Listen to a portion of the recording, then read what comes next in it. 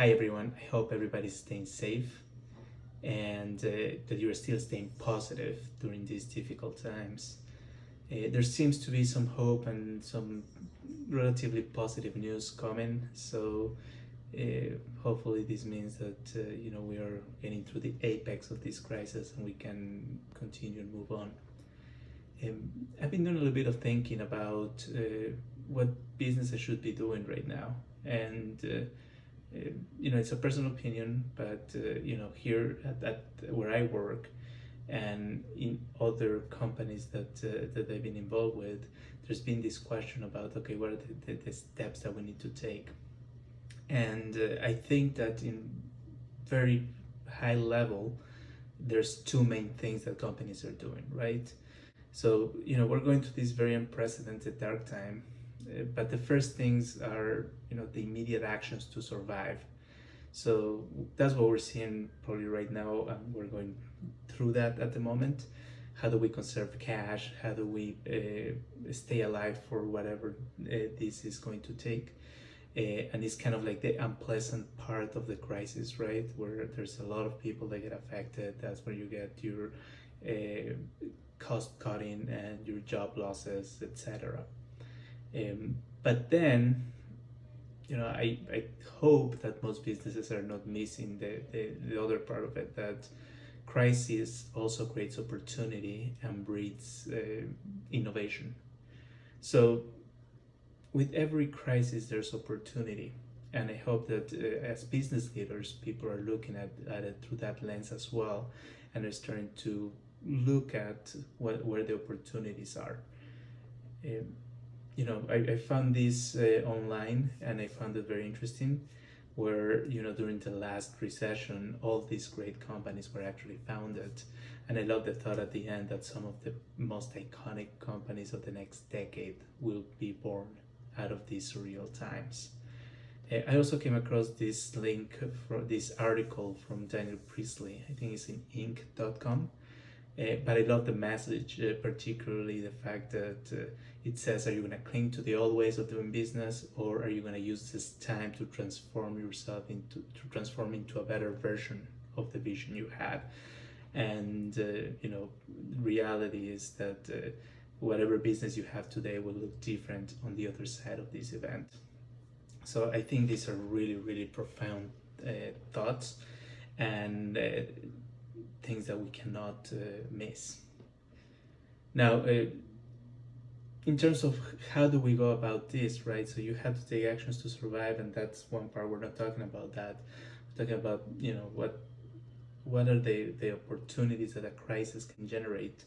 I think it really boils down to asking us some questions, right? And I think the first question that we should ask as business leaders is, what are we today, right? So what are we doing at this moment? What do we stand for? What are we? And then what do we need to do to be in order to survive? So not what do we need to do, that's a tactical cost cutting surviving mode, but what do we need to be in order to survive? And it's very important to think with that framework. But ultimately, I think that where we need to get is to think, why do we want to be known as? Know how, but why? Why do we want people to remember us? And I'm a firm believer that during these crisis times, it creates great opportunities to ask ourselves these questions and start taking steps towards it. So there's a 3-step framework I want to show you that hopefully will generate some dialogue inside your organizations and give you some ideas to think about in order to find some of these opportunity moments within crisis. And the first one is positioning. And what I mean by that is, can we think about how within our current business model, if there are things that we should do in order to position ourselves for success once things get back to normal? And if so, how? And what I refer to is, sometimes we get bogged down with BAU, business as usual, and we have to keep the business running basically. And then that takes our focus away from transformational initiatives and doing certain things that we know we should be doing for our business, but we don't have the time because we have to keep the business running.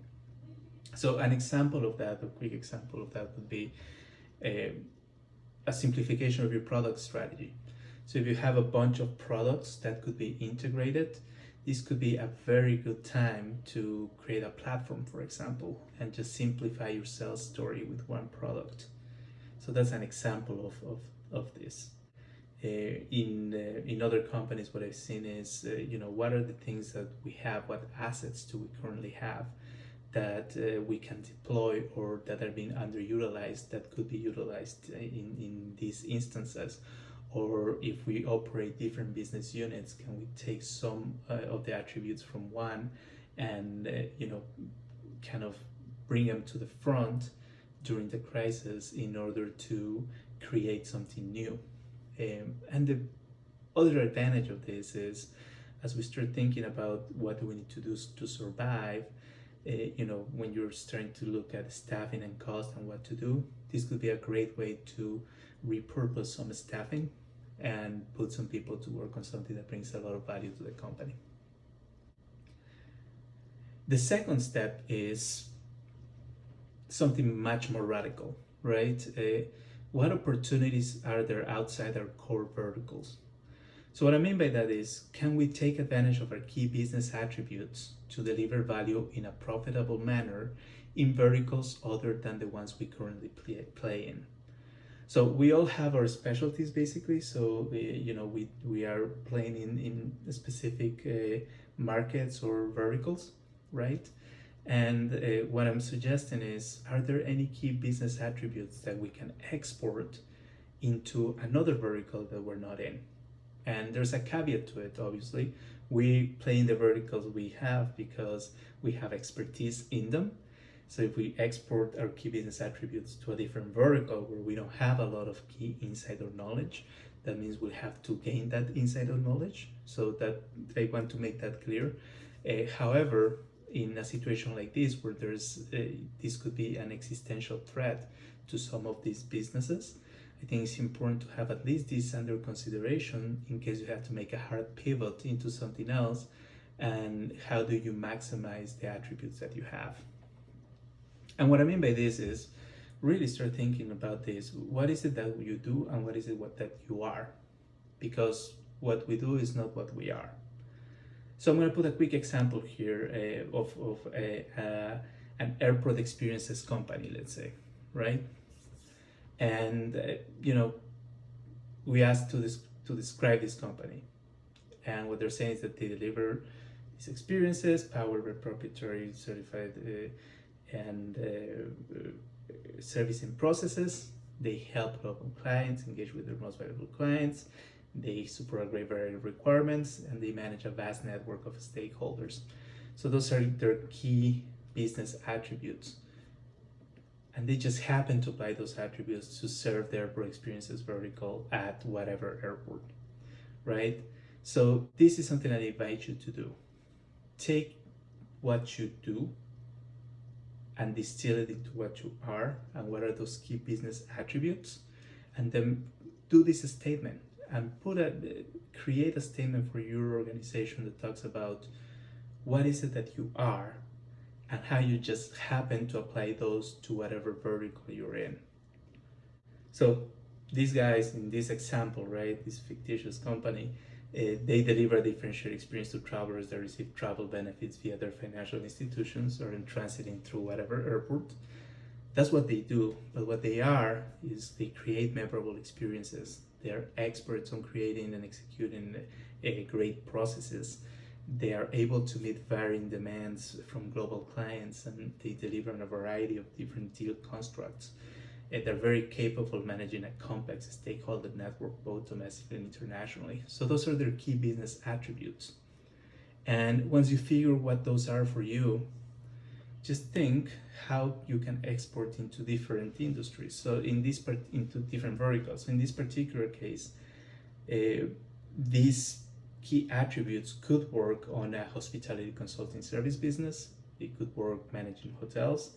It could work managing food and beverage establishments, concierge services. They can put a call center they can move into event management eventually, etc. So it's taking yourself outside what you're currently doing, take the key attributes that you have and see how they export into a different industry. And it's a little bit of a radical move, right? This would be if you need to do kind of like a hard pivot into a different business, if your market design or if you are being pushed out by the competition, or in a situation like this where, you know, if you're in travel, for instance, that's why I use this example, you know, depending on how long this crisis can go, it could really be an existential threat to your organization. So how can you take the things that you do well and put them somewhere else? And then finally, I'm a big fan of good strategic messaging, and crisis is a great time to polish our strategic messaging. And why is that? Well, for a variety of reasons.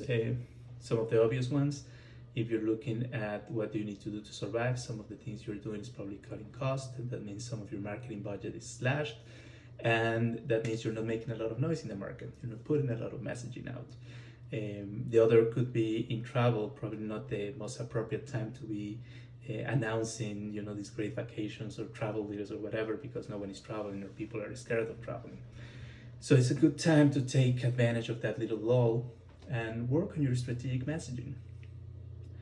I love this quote by Ben Horowitz. He is a legend in Silicon Valley. I recommend his book, The Hard Things About Hard Things. It's a fantastic book. And anyways, the quote says, if you don't have a clear articulated story, you don't have a clear and well thought out strategy. The story is the strategy. And it's as simple as that. Now, how can we start looking at this? Well, there's a lot of ways that you can look at a strategy and how you present yourselves in front of people. I think a very good first step to create this strategic narrative is understanding different frameworks and different ways to do it. My favorite is why you now? And I have to give credit. I learned about this from Andy Raskin. He's a strategic messaging consultant that I follow and admire. And basically, why you now means that you put your audience as the center of the story. So you're talking about them and their challenges. And on top of that, you create urgency, and that's the now. So you're telling a story why you need to do something now. And basically, the way you do that is you create stakes and you create this comparison between old game and new game, and what are the enablers for the new game or the destroyers of the old game. And because we're moving from an old game to a new game, it creates winners and losers. And that's why they have to have urgency into getting to the new game. And you just happen to have the tools to facilitate that move to the new game. That's more or less in a gist. I invite you to follow Andy and read his posts. And he's a fantastic strategic messaging consultant if you need one. And this is actually a great exercise, I think, to sort of begin that process, right? Where you can identify high-level targets, all game, new game, and the enablers that we were talking about. And that's Andy, actually. Good example of that is Nike, right? So what are the targets? Consumers are looking for consumers. The old game, it used to be, look how Michael Jordan does so great wearing Nikes. The new game is just do it. You go be as good as Michael Jordan. And you can see the enablers, right? The proliferation of athletic programs, news and about the benefits of being healthy, etc., etc., etc. So that is a great example of old game, new game, what were the enablers and how you can adapt. And I invite you to do one of these for your company. So identify who your targets are, identify what the current or old game is, and then what the new game could be. And I think this is a great framework. And finally, I'll leave you with a little homework, I suppose. What would be next steps for you guys? Well, one is ideas to position your current business for normalcy. So the step one, right, that positioning it. What are some projects or things or assets that are not complete or underutilized that you can use at this moment in order to position yourself so when things start to get back to normal, you are in a position to win. Second, ideas for slide 13, which is the one we were talking, you know, if you have these key business attributes, the things that you do very well, what verticals could we apply this into? So I invite you to really look at those things. What are the things that you do well tactically that can be exported into another vertical, and put those verticals out, and from there you can start figuring out if there's a possibility to pivot there. And finally, for strategic narrative, just use that very last little framework that Andy Raskin had put out, and identify your high-level targets. What's the old game? What's the new game? What are the enablers? And start kind of playing with that in order to create this why you now narrative. And again, for more details on that, Andy has a lot of material on LinkedIn. And that's it. I just wanted to share this with you guys. I'm happy to share this with you. If you want it, send me a note, send me an email. I'm doing it because I like thinking about it. So this is not a solicitation of business or anything like that. But I do want to share my thoughts. And if you think that there's any value in this for you, do not hesitate to let me know. Thank you.